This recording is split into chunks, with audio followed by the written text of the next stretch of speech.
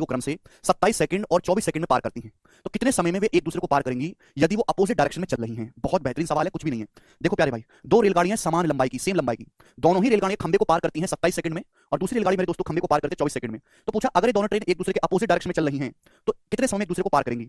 तो टाइम बराबर, देखो बच्चों आपको पता है कंसेप्ट, मैंने आपको कंसेप्ट बताया कि L1 plus L2 upon S1 plus S2, यानी कि मुझे यहाँ पे ट्रेन की लंबाई को कुछ ना कुछ मानना पड़ेगा। तो कैलकुलेशन को आसान करने के लिए मैं मान लेता हूँ कि 27 और 24 का एलसीएम, मैंने मान लिया कि माना दोनों ट्रेन की लंबाई 216 है, ट्रेन की जो लेंथ है मैंने 216 मीटर मान लिया, दोनों ट्रेन की जो लंबाई है समान है 216 216। समझ में आया? आप बोलोगे हाँ से 27 और 24 दोनों से कटने वाला नंबर होता है 216। तो पहली ट्रेन की स्पीड आ जाएगी 8, 216 बटे 27 8 मीटर पर सेकंड। दूसरी ट्रेन की स्पीड आ जाएगी 9, 24 निम्न 216 9 मीटर पर सेकंड। दोनों ट्रेन की स्पीड आ गई, आप बोलोगे हाँ सर स्पीड आ गई। अब दोनों ट्रेन अगर एक दूसरे को पार करेंगी तो कितना समय लेंगी? अपोजिट डायरेक्शन में तो 216 प्लस 216, अपोजिट डायरेक्शन में तो रिलेटिव स्पीड क्या हो जाएगा मेरे दोस्तों 8 प्लस 9। सेम डायरेक्शन में होता तो S1 माइनस S2 कर देते, तो 432 बटे 17 सेकंड का समय लगेगा अगर दोनों ट्रेन एक दूसरे को पार करेंगी अपोजिट डायरेक्शन में। तो पूरा पूरा तो जाएगा नहीं, अप्रोक्स जाएगा, तो 17 एकम 17 नहीं, दो बार चला जाएगा, 17 दूनी 34, बचेगा 6 3 9 और 17 पंजे 85, यानी कि 25 पॉइंट आएगा option number C. C option answer, approx 25